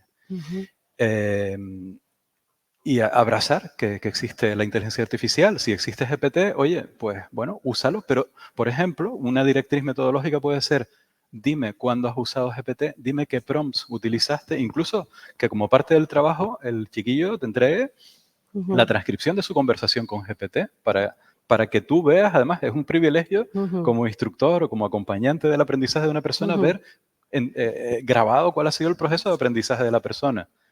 Con Google lo podríamos hacer, oye, dime qué criterios, qué frases de búsqueda has usado, pero es demasiado primitivo. Ahora podríamos tener en vivo casi, ¿no? Saber cómo está aprendiendo esa persona y orientarle también para que ese aprovechamiento de la herramienta sea el mejor. Entonces, bueno, para no liarme mucho, creo que es una herramienta más, una herramienta muy poderosa, pero simplemente la tenemos que integrar como una herramienta más, ¿no? Y deberíamos de verdad... Yo soy muy reacio a invertir energía en detección de copias. Creo que eso se tiene que suplir con una labor más tutorial. Es verdad que eso requiere más horas, más individualización, más trabajo con el alumno, pero claro, aumentamos la productividad también. Quizás lo que nos permite esto es dejar de lado tareas, por ejemplo, de evaluación sumativa o formativa rutinarias, eso ya que lo pueda hacer una inteligencia artificial, incluso parte de la labor tutorial, porque con esto se puede hacer tutoría, el alumno puede dialogar con la herramienta y ese tiempo que ya no invertimos, pues lo dedicamos más a conocer al alumno, a ver cómo está aprendiendo, a hablar tú a tú con él y tener una interacción mucho más fértil, no basada en evidencias escritas o en evidencias muy indirectas, sino en el diálogo profesor-estudiante directo. A mí personalmente me ha encantado lo que dijiste de visibilizar, que el alumno visibilice lo que ha usado de este tipo de inteligencia y que lo ponga en el trabajo. Es decir, he usado estas herramientas y para qué me ha servido. Yo creo que es perderle el miedo a este tipo de herramientas. Correcto. La transparencia, muchas veces hay muchos problemas sociales que con transparencia se resuelven. Y creo que aquí estamos hablando de lo mismo. La transparencia ayuda. Y seguro que enriquece, porque seguro que vamos a aprender muchísimo cuando nuestro alumnado nos diga qué herramientas han usado y cómo lo han hecho. O sea, nos sorprenden seguro en estas cosas. Segurísimo. Totalmente de acuerdo. Perdón, si me dejas. Creo que además, por un lado, lo que estamos hablando ahora, que es importante, eso que se llama ingeniería de prompt, ¿no? Que cuanto antes el alumnado aprenda cómo tiene que diseñar los prompts para conseguir la información, más partido le vamos a sacar, no ya al estudiante, sino como sociedad. Parte de la complejidad es que todo está ahí, pero hay que saber preguntarlo, exagerando. Ya veremos que no está todo, ¿no? Pero luego también hay otra parte que es muy importante y a veces se nos olvida, y es que lo que está dando no podemos dar por supuesto que es cierto. Entonces, eso que se llama alucinaciones, pues yo creo que también parte de la vinculación que tiene que tener el estudiante no es solo aprender a diseñar prompts adecuados, como aquí hemos visto algunos como más precisos, sabiendo que en el fondo uno no está hablando con un humano, sino con una máquina que tiene algoritmos, ¿no? Entonces, una vez que uno sabe que es una máquina con algoritmos, que detrás hay una base de datos, hay que saber cómo preguntar a la base de datos, ese es el prompt. Y luego la otra es que cuando no sabe algo se lo inventa. Y entonces uno tiene que aprender cuando se está inventando las cosas. Y hay que hacer como también una formación muy crítica de, bueno, si este es el resultado que te está dando la ingeniería artificial, esto no es la verdad revelada. Tienes que contrastar luego esa información. Efectivamente, yo creo que ese es un punto además crucial en muchos aspectos, porque la inteligencia artificial, bueno, ya forma parte del debate público, por ejemplo, el tema de las imágenes, ¿no? O sea, ahora mismo se publica una imagen de algún político haciendo según qué cosa, y cómo sabemos que esa foto o esa supuesta foto es real o no es real. Ese problema ya lo teníamos desde hace tiempo, pero ahora se está acentuando más porque la calidad técnica que tienen estas herramientas es, vamos, impresionante, ¿no? Entonces, quizás ahí, y yo creo que sobre todo en estos niveles de educación, donde hay personas que se están formando como personas, cuestiones como el pensamiento crítico, ¿no? Oye, vale, yo recibo una información, ahora esa información, ¿cómo la valoro, cómo la interiorizo y cómo la asumo como cierta o como falsa? El trabajar con fuentes de información, las fuentes primarias siguen estando ahí. Esto ya, por eso digo que esto ya ocurría con Google. Con Google también, es que me lo dijo Google, es que lo vi en la Wikipedia. Y dice, bueno, vale, pero la Wikipedia son unos señores voluntarios que están subiendo el contenido. Yo creo que es importante que una persona, por ejemplo, termine la ESO sabiendo lo que es el concepto de una fuente primaria de información.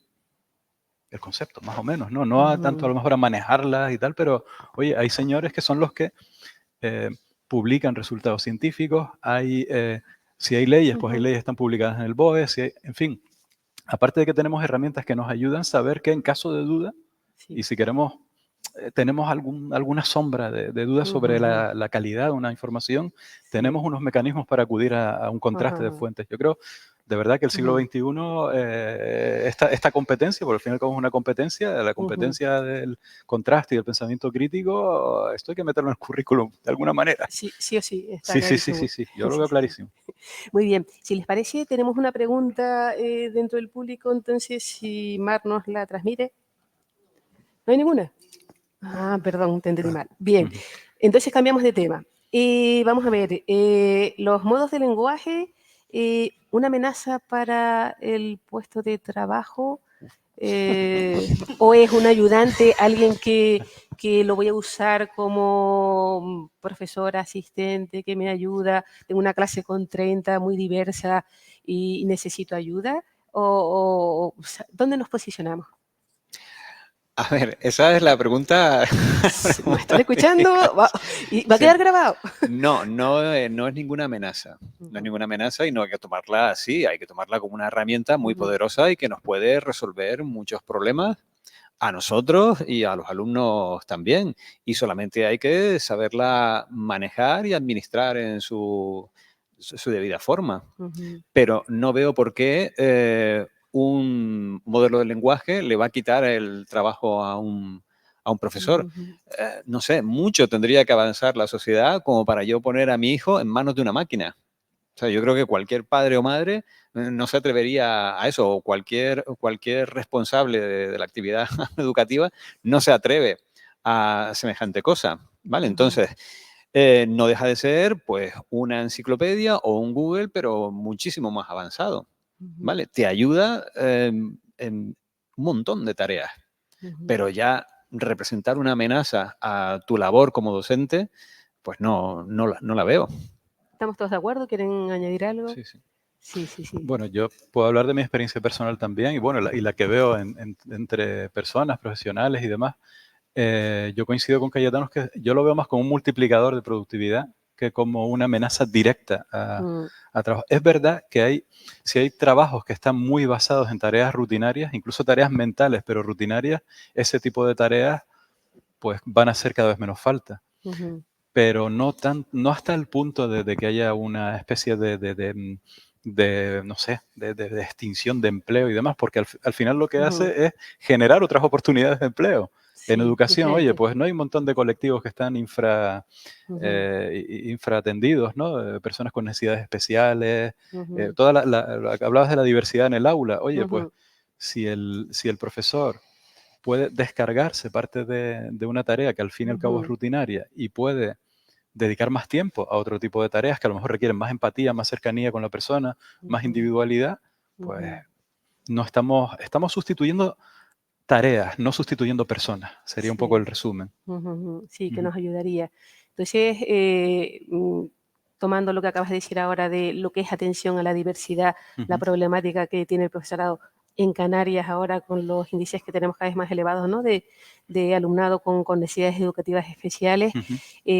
¿Hay experiencias, hay algo relacionado con este tema que pueda el profesorado decir, oye, pues puedo recurrir a lo mejor, no sé si es para el diseño de pruebas o alguna herramienta en este sentido que ustedes conozcan?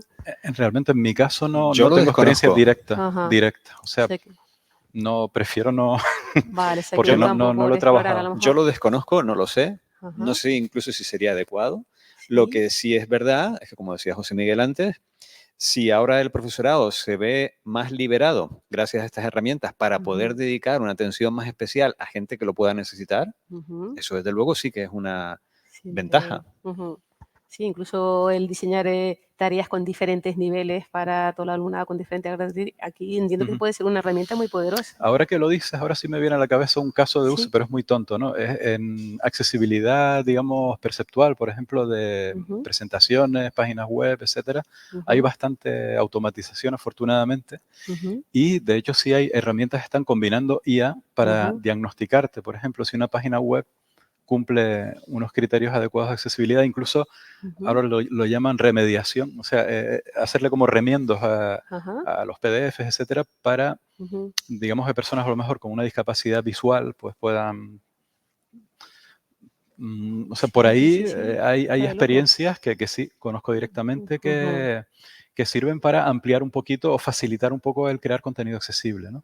Genial, vale. genial. Pero bueno, que seguro que hay muchas experiencias en esa onda. Y se le espera. Perdona, Patricia, creo que hay también parece que es una empresa que ha diseñado, ha afinado inteligencia artificial, no sé cuál es la que tiene de base, si es ChatGPT u otra, con los contenidos de varias consejerías de educación, como por lo menos 4 o 5 consejerías de educación, de manera que con los programas adecuados, uno puede decir, tengo alumnado con este perfil, de este nivel educativo, con estas dificultades, quiero realizar una actividad contextualizada en el aula, donde se valoren estos criterios, estos resultados de aprendizaje, ¿no? Y con una serie de prompts y estando esa inteligencia entrenada sobre las propuestas de la propia consejería, te diseña actividades particularizadas, que eso a lo mejor a un profesor le podría llevar varias horas y manejando los prompts adecuados lo puede hacer de una manera más rápida, ¿no? Aprovechando que estás interviniendo, Pepe, vamos a introducir el concepto de equidad, y me consta que hay gente, y creo que tú entre ellos, que creen que la inteligencia artificial, o en este caso los modelos de lenguaje, hablando un poco más genérico, pueden contribuir muchísimo a lo que es el mantenimiento de esta equidad, sobre todo porque supone a lo mejor para mucho alumnado que no tenía posibilidad de acceso a lo mejor a profesorado en casa cuando llegaba, no tenía refuerzo familiar por las condiciones que sea, y ahora con la inteligencia artificial sí van a tener ese refuerzo y van a estar todos en ese sentido más en el mismo nivel. ¿Nos quieres decir algo en ese respecto? Sí, hombre, a ver, hay un elemento que tiene un potencial democratizador. Yo le planteo una anécdota que me pasó hace unos años en la universidad. Hablando con una catedrática jubilada, me decía que estaba ayudando a su sobrino a preparar un trabajo de curso, ¿no?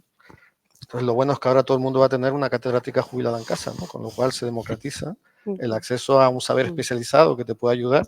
Y como estábamos diciendo antes, pues hay que diseñar la prueba sabiendo que la gente va a emplear eso, ¿no? En última instancia, un poco la broma que digo a veces es que la ciencia ficción anticipa situaciones, y esto está un poco anticipado en Blade Runner, ¿no? Cuando cuesta diferenciar a los humanos de las máquinas, y entonces la manera de diferenciarlos es mirarlos a los ojos, ¿no? Entonces dice, bueno, pues vas a tener que sentar al estudiante, la estudiante delante tuya y mirarle a los ojos cuando la evalúas para saber un poco lo que está pasando, ¿no? Entonces, desde el punto de vista de la democratización, en la medida que el alumnado sepa estos diseños de prompt que estamos haciendo para aprender mejor, por un lado, y por otro lado tenga acceso a la herramienta. Porque es verdad que si estamos hablando de alumnado vulnerable, pues a lo mejor luego en casa no va a tener un buen acceso a internet, no va a tener acceso a una máquina para él solo para poder practicar. Y en ese sentido, pues sabiendo que es un alumnado más vulnerable, pues habrá que ver cómo brindar esa posibilidad. Pero entre ese alumnado que es el extremo más vulnerable y otro alumnado, que a lo mejor tenía esos recursos, pero no tenía gente en casa que le pudiese acompañar o no tenía recursos para pagarse unas clases particulares, pues en ese sentido va a ser una democratización y como pasa a veces con estas democratizaciones, los que se quedan fuera todavía se pueden aislar más. Tenemos que trabajar con cuidado para que esos que se puedan quedar fuera no se aíslen más, ¿no? Sí, muchas gracias. Hay universidades que están contando con diseño de profesores en formato de avatar, que están trabajando con un contenido que igual lo elabora el profesorado profesional, pero que después a lo mejor con actores o actrices trabajan esos avatares y los utilizan pues en diferentes contextos. A lo mejor incluso pues si el profesor está en un congreso, pues deja las clases diseñadas en ese sentido. ¿Qué les parece eso? No lo sé, no sé, es como si tú te dejaras la clase grabada un par de días antes y se la sueltas a los alumnos en el momento, ¿no? A ver, yo eso no lo termino de ver del todo, esa sofisticación de crearse un avatar y demás, no sé, no me parece práctico. Sí me parece práctico lo que te puede ayudar a la elaboración de contenidos, y lo digo por experiencia propia, porque yo lo hago así, pero de ahí a ofrecer una clase entera a un alumno hecha con un avatar de un profesor que ni siquiera soy yo y que pueda hablar mejor, etcétera, etcétera. Momentos puntuales. Por ejemplo, Inés es profe de secundaria, imagínate que faltan no sé cuántos profesores, está el profesor de guardia que dice ¿qué hago? ¿Qué hago? Eso pasa el día a día de los institutos. Dice, ponemos a 3 avatares dando clase y a lo mejor no, con la casilla diseñada, ¿podría? A ver, todo es posible. No me niego a ningún tipo de herramienta que podamos utilizar en el aula, pero estamos hablando de que eso todavía pues, no está tan desarrollado, que no estoy de acuerdo con Cayetano en lo que dice, que una cosa es una cosa puntual, que es como dejar una clase grabada, obviamente. Pues, igual que cuando vas a faltar, dejas la clase más o menos al profesor de guardia o lo que tiene que hacer, pues bueno, pues le complementarías con esto. Pero me imagino que esto tiene que desarrollarse mucho más. Sí, seguro. La idea era un poco avanzarse en la misma idea que estamos intentando exponer, ¿no? De la inteligencia artificial como una ayuda. Exacto. Yo creo en la universidad, claro, bueno, universidad o estudios superiores en general, o enseñanzas que sean muy, muy técnicas, sí es verdad que hay un campo interesante que es que contenidos que sean muy específicos, donde haya un gran potencial de autoaprendizaje. Ahí sí hay una cancha, ¿no? Para que a lo mejor tú generes algún contenido por IA donde haya un avatar y demás. Y de hecho hay algún caso que me viene a la cabeza, casos reales, recientes además, no tanto para generar contenido nuevo, sino muchas veces pasa que tienes un contenido que tú hiciste hace 10 años, imagínate, y tú dices, se me está quedando obsoleto. No está totalmente obsoleto, pero esta frase la querría quitar, o a lo mejor aquí debería decir esta otra cosa, o esta versión a la que hago referencia de una herramienta, pues, claro, te da una infinita pereza tener que volver a grabar el material.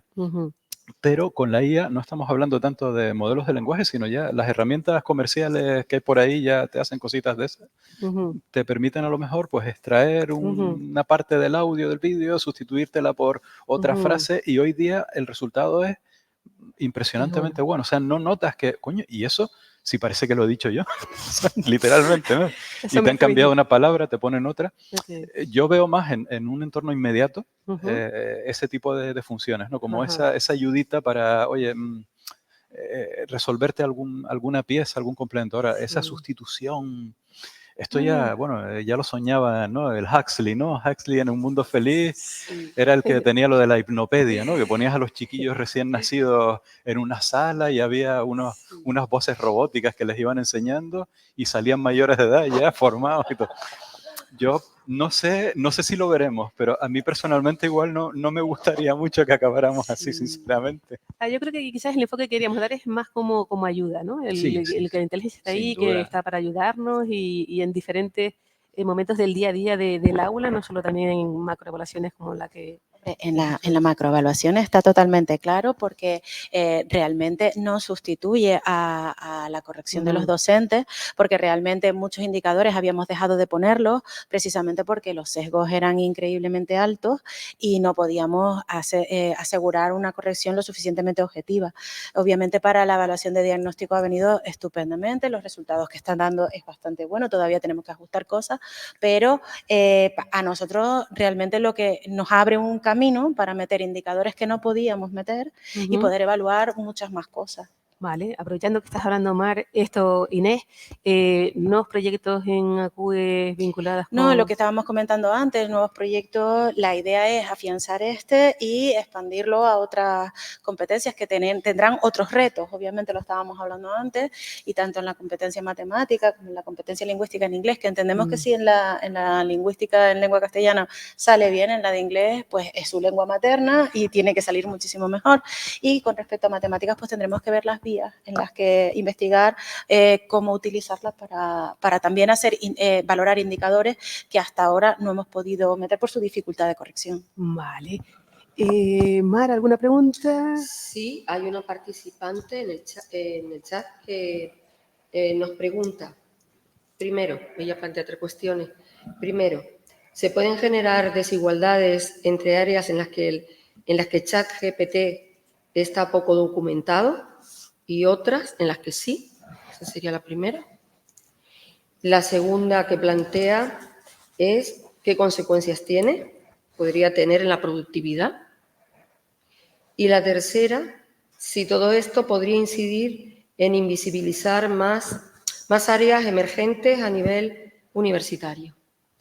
Yo no entendí bien lo de desigualdades. ¿A qué desigualdades se refería? No plantea a qué desigualdades se refiere, no lo plantea. ¿Pero desigualdades sociales, desigualdades entre asignaturas distintas? No lo plantea.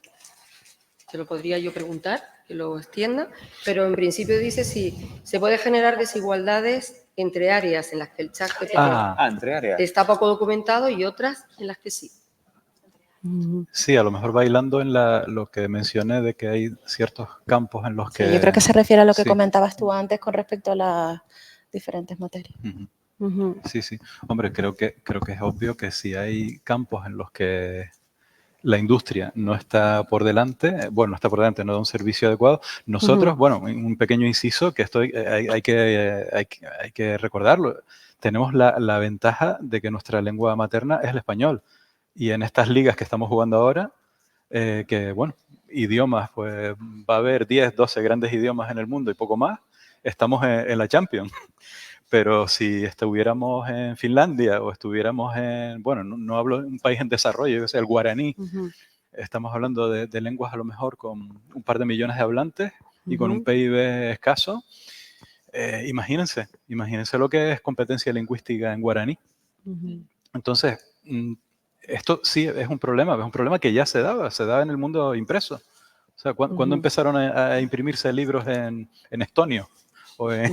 No, en serio, es que hay idiomas, la lengua materna de muchos millones de personas cuyas primeras fuentes impresas son del siglo XX. Entonces, aquí puede darse eso. Entonces, por eso decía que es un problema también de inversión pública, porque muchas veces o de mecenas, ¿no? Pero en definitiva que hace falta inversión si no son contenidos o no son materias que tengan mucho contenido previo, ¿no? Afortunadamente, los modelos de lenguaje son unos grandes traductores también. Entonces, siempre que esos idiomas, digamos, minoritarios, o no tan mayoritarios como el español, el inglés, ¿no? Siempre y cuando tenga un mínimo de contenido o de presencia en Internet que haya servido para que los modelos puedan haber utilizado ese contenido para poder aprender a generar traducciones, si ese es el caso, hombre, pues se pueden ver muy, muy beneficiados en ese aspecto. Sí. ¿Vale? Y luego otra cosa que a lo mejor es lo que preguntaba la persona, el uso del ChatGPT en diferentes áreas que digamos que pueden haber unas mucho más productivas y otras no tanto o no tan trabajadas. Bueno, yo diría que si lo hacemos en grandes áreas, por ejemplo, las lingüísticas, desde luego tiene todas las ventajas del mundo. En cuanto a las científicas, yo creo que también. A no ser que sean conocimientos muy particulares de algún área, algún campo muy en específico, el resto lo hace, digamos que tiene bastante material para ello. Sí, sí, efectivamente. Ella plantea, claro, ahora mismo desigualdad entre áreas. Sí. Exacto. Yo no veo una desigualdad muy acusada entre diferentes áreas, porque de hecho, cuando se entrenan estos modelos de lenguaje, no se tiene especial cuidado en que algo sí aparezca y algo no. Se coge todo tipo de documentación, material, contenidos, todo, sin distinciones. Vale. Bien. ¿Queda alguna pregunta, Mar? No. Vale, entonces vamos entrando, nos quedan 10 minutitos, que es la intervención final de Saturnino. Si les parece, como despedida a cada uno de ustedes, una pequeña reflexión mirando al futuro, entre lo que es el apocalipsis de ¡ay, que viene la inteligencia artificial! Y un poco el solucionismo ese, un poco que la inteligencia artificial lo va a hacer todo, nos soluciona todo. En educación, pequeña intervención de cada uno y nos metemos entonces ya con las conclusiones de Saturnino. José Miguel, tú mismo. Sí. ¿Disparo yo? Sí. Bueno, ¿qué puedo decir que no se haya dicho? Bueno, le puedo pedir a GPT que haga un resumen, ¿no? Es muy bueno, ¿eh? Resumiendo Pues sí. textos es muy bueno. Quizás fue de las primeras capacidades así que demostró. Bueno, yo creo que estamos ante una revolución tecnológica, y no lo digo con la boca chica porque muchas veces se dice esto, pero esta vez de verdad, de verdad. Cambia bastantes reglas del juego, y yo creo que a mejor en el plano educativo, ¿no? Yo, bueno, me voy a quedar solo con un detalle, y es lo que comentaba cuando estuve exponiendo, y es esta posibilidad de que un estudiante desde su casa pueda tener un tutor, pueda tener alguien que esté interactuando con él, no de manera enlatada como una aplicación que simplemente le dé un feedback porque contestó bien o mal una pregunta, sino entablando una conversación en la que al otro lado hay algo o alguien que está entendiendo las carencias y está aportándole de forma personalizada oportunidades de aprendizaje. Entonces yo me voy a quedar con eso. O sea, es una oportunidad para multiplicar la capacidad de aprendizaje de todas las personas. Genial. ¿Inés? Pues retomo lo que dice José Miguel, y no solo para, es una oportunidad de aprendizaje no solo para los estudiantes, sino también para el profesorado, porque a medida que tú vas introduciendo cosas en prompts y correcciones, vas aprendiendo, porque la inteligencia artificial te devuelve la explicación del por qué. Con lo cual tú vas a ir aprendiendo si lo has hecho bien, si lo has hecho mal, redefines las actividades, redefines los criterios de corrección, y eso va a hacer que aprendamos muchísimo más. Por lo tanto, lo veo también como una herramienta, no solo para mejorar la herramienta, el tiempo me refiero, y las tareas del profesor o profesora, sino también para crecer como profesional. También optimista. Cayetano. Bueno, yo también coincido, por supuesto. Esto es una auténtica revolución y lo que nos queda por ver todavía. Solo hay que exigir a quien lo use, sobre todo a los estudiantes, un mínimo de responsabilidad a la hora de aplicarlo bien. No lo utilicemos para hacer los trabajos y presentar los trabajos, sino usémoslo para aprender realmente. Y ya en breve saldrán ya los sistemas que no solamente serán textuales, sino multimodales, con lo cual eso significa que no solamente escribiremos, sino que también ya podremos empezar a hablar, pero hablar con una naturalidad total, ¿vale? No enlatada, sino total, de tal forma que podamos incluso interrumpir al modelo de lenguaje, el modelo de lenguaje nos podrá interrumpir a nosotros también, y se podrá entablar una conversación casi como una persona. Genial. ¿Vale? Sí. Con lo cual, yo me quedaría con... es una herramienta absolutamente revolucionaria y simplemente responsabilidad en el uso. Sí, acompañarles nosotros como profesorado, ¿no? Por supuesto. Guiarles en por cómo supuesto. tiene que ser. Genial. Sí. Pues, Pepe, 10 minutos, todo tuyo. Bueno, pues la verdad que muy impresionado con todo lo que se ha comentado hoy. Desde el punto de vista de la Agencia de Calidad Universitaria y Evaluación Educativa, pues como ha ido comentando Inés, Esto surge de ver que la inteligencia artificial puede ser una oportunidad, de que es algo que viene con mucha fuerza. Y bueno, en un sitio como Canarias, que estamos rodeados de mareas, sabemos que no podemos ir contra la ola, pero sí la podemos surfear. Y para surfearla bien, pues nos hemos tirado a la marea a ver cómo se surfea. Y para eso nos hemos acompañado de 2 personas con una amplia trayectoria en la investigación de inteligencia artificial para no hacer cosas frívolas, no hacer cosas a tontas y a locas, y empezar además con una experiencia pequeñita, como se ha visto hoy, la experiencia es muy pequeñita, pero los pasos que se pueden seguir dando son muy grandes y eso habrá que irlo consensuando con la comunidad educativa en Canarias, qué pasos vamos a seguir. De momento es lo mínimo y este mínimo sí que es muy grande porque nos permite a nosotros como agencia y como comunidad educativa aprender pues las posibilidades y los límites y los efectos perversos, ¿no? En eso, como planteaba Patricia, entre los apocalípticos y los integrados del solucionismo tecnológico, lo más fácil es convertirse en hooligan y ponerse una camiseta de cada bando y sesgar toda la información en el sentido que a uno le interesa, pero creemos que eso no aporta nada como sociedad. Entonces, lo interesante es lo complejo, que es lo que estamos haciendo, entrar en harina y ver qué se puede y qué no se puede. Yo con mi experiencia, si me permite un momento mi experiencia, la verdad es que cuando interactué la primera vez con ChatGPT me quedé bastante loco, porque durante toda mi vida me habían dicho que el test de Turing de la inteligencia, ¿no? Que era si tú hablas con una máquina y no puedes distinguir si hablas con una persona o una máquina, es que la máquina es inteligente. Y yo decía, pues esto pasa el test de Turing, pero lo pasa bien. Y entonces yo decía, claro, con lo que yo sabía de informática, que me había quedado en el BASIC, y lo que yo estaba viendo, digo, aquí hay un salto que yo no entiendo si realmente la máquina me está entendiendo, o sea, y si realmente hay inteligencia, ¿no? Entonces, esto es un debate que hemos tenido previamente en la preparación de si es inteligencia o no, de si comprende o no. Yo en eso soy un poquito más escéptico, ¿no? Pienso más que es una máquina que juega los dados y que según le vamos dando refuerzo, pues va sesgando la respuesta en un sentido o en otro, ¿no? Y hablar de neuronas a mí me sigue pareciendo exagerado porque creo que son algoritmos que dan respuesta. Dice, bueno, es que las neuronas se comportan así, con lo que sabemos de ellas a día de hoy, pero no sabemos si hay algo más. Y entonces hablar de comprender, pues yo tampoco tengo tan claro que sea comprender. Sí tengo claro que hay unos algoritmos que funcionan como cajas negras, que mediante modelos probabilísticos enlazan entre ellos, generan cosas para las que no estaban programados y dar respuestas que son creíbles para los humanos. Que eso es parte de la dificultad que tenemos, es que no dan respuestas que están orientadas por la verdad, sino dan respuestas que son veraces para los seres humanos y eso introduce ciertos sesgos luego en las respuestas y cuando uno está interactuando con ellos, ¿no? Entonces yo creo que a mí por lo menos desde los primeros días que pensaba que estaba hablando con una persona, ¿no?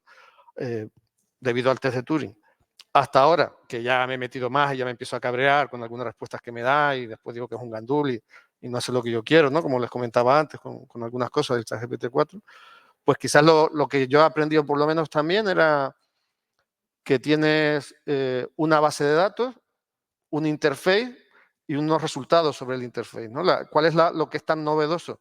Que la base de datos es gigantesca y que el interface de relación con la máquina es lenguaje natural. Pero no deja de ser eso. Entonces, cuando uno sabe qué es eso, yo creo que puede diseñar luego mejor los prompts a la hora de ir trabajando con la máquina, sabiendo que es esta la manera en que está realmente interpretando la información, ¿no? Y luego, como estamos viendo desde el punto de vista educativo y en general como sociedad, tiene la ventaja de que nos puede descargar de muchas tareas que cognitivamente son complejas, pero que son repetitivas.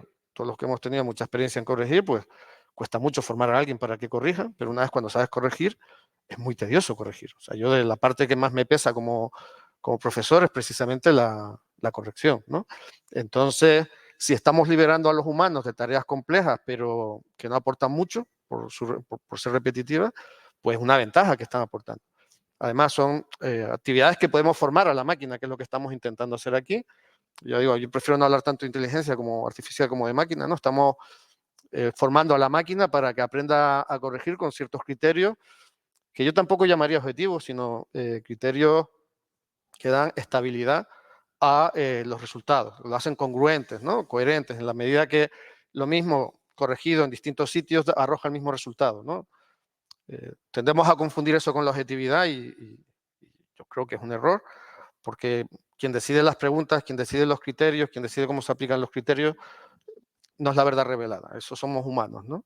Y ahí también uno de los riesgos que tiene la máquina, ¿no? Que es lo que se llama fetichismo, ¿no? Que es atribuir a la máquina cualidades humanas, como que la máquina piensa, que toma decisiones, etcétera, sin tener en cuenta que somos los humanos los que diseñan las máquinas, los humanos los que generan las bases de datos, los humanos los que terminan supervisando los entrenamientos de las máquinas, los humanos los que nos gusta o no nos gusta lo que nos responde la máquina.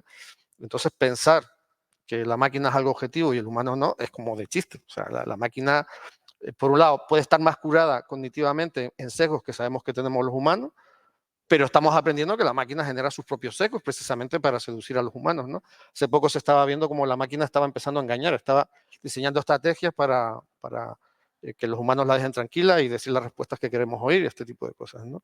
Entonces tenemos ahí toda una serie de elementos que a mí me preocupa, esto que ya le ha pasado a alguna compañera, que corrige un trabajo y el estudiante le dice, pues a mí es que eso me lo dijo ChatGPT, usted verá que no me está diciendo lo que dice ChatGPT, ¿no? Esto de atribuir un valor primordial a algo porque es una máquina sin tener en cuenta que la máquina no es más que una prolongación del ser humano, que no es una cosa dada a sí mismo, ¿no? Luego, otro problema que ha salido, que es lo que se conoce un poco como un imperialismo cognitivo, ¿no?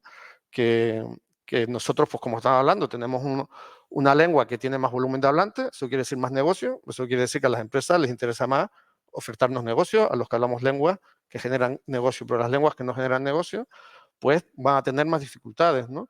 O contenidos que son más centrados, más centrales, las tradiciones culturales en las que vivimos, pues están mejor calibrados, mejor curados, mejor cuidados que cuestiones más periféricas, ¿no? Por lo que estamos hablando, que a lo mejor si preguntamos historia de España bien, si preguntamos historia de Tenerife mal, ¿no? O sea, tenemos ahí como esa cuestión. Entonces, eso puede generar también más asimetrías de tipo cognitivo con respecto a cómo la gente se relaciona con determinadas tradiciones culturales, ¿no?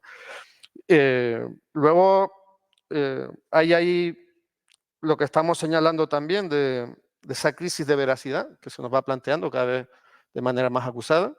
Con unos pocos minutos de voz se puede reproducir la voz de una persona y se le puede generar contenidos a esa voz y uno puede pensar que está hablando con la persona original, pero está hablando con algo que no es. Entonces, hay gente que ya empieza a decir que todos los contenidos que se generan a partir de ahora son sospechosos porque pueden estar generados por inteligencia artificial y ya no sabemos muy bien la calidad de esos contenidos, ¿no?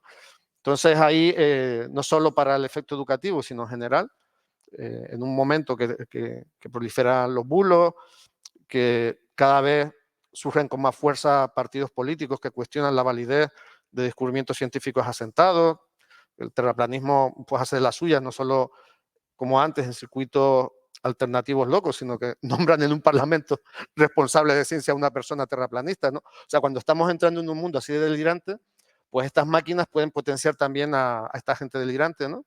Y entonces, claro, ese riesgo está ahí y la mejor forma de afrontar esos riesgos, pues yo creo que es lo que estamos haciendo hoy, que es conocer lo más profundamente posible cómo funciona, saber para qué sirve, saber para qué no sirve y formar a la comunidad educativa para que haga un uso adecuado, previniendo todos estos riesgos que estamos señalando, ¿no? Que no podemos cerrar la puerta de las aulas a la ola que nos viene, pero sí podemos ser punteros en surfearla y eso ha sido el papel de hoy de la agencia, ¿no? Que sepamos, a día de hoy en España somos la primera comunidad autónoma que está desarrollando una experiencia de este tipo, estamos sirviendo de referencia para no solo otras comunidades autónomas, también el Ministerio, y creemos que es donde hay que estar, ser abierto e innovador y estar entendiendo muy bien lo que está pasando. Por eso nos hemos acompañado con personas con mucha experiencia en este ámbito y esperemos que la experiencia sea buena no solo para Canarias, sino que trascienda la experiencia canaria y por eso vamos a subir este vídeo para que por lo menos en el ámbito hispanohablante y luego con las traducciones automáticas que se generan a todo el mundo se pueda seguir la charla, ¿no? Terminamos entonces, damos por finalizado el webinar. Muchísimas gracias. Como comentó Sadurnino, el vídeo va a estar colgado en la página en el canal de YouTube de la agencia y cualquier información que necesiten se pueden poner en contacto con la agencia. Creo que lo han puesto ya a lo largo de toda la webinar, si me confirman, en lo que son correos electrónicos y también la web de la CUE.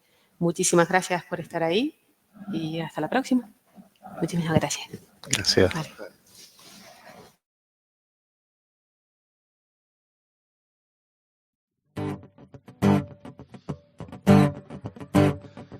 papeles que rellenar y lo llaman calidad. Comisiones que celebrar y lo llaman calidad. Paneles.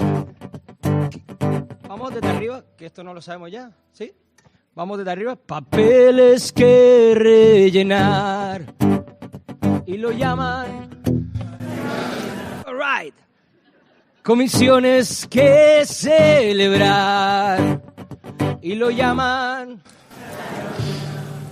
Paneles que incordiar y lo llaman. Informes que vienen y van y lo llaman.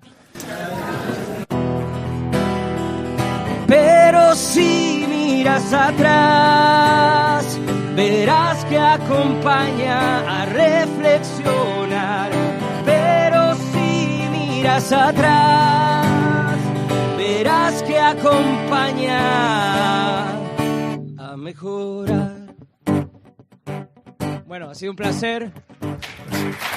Muchísimas gracias. Espero que lo pasen muy bien hoy y enhorabuena a la agencia.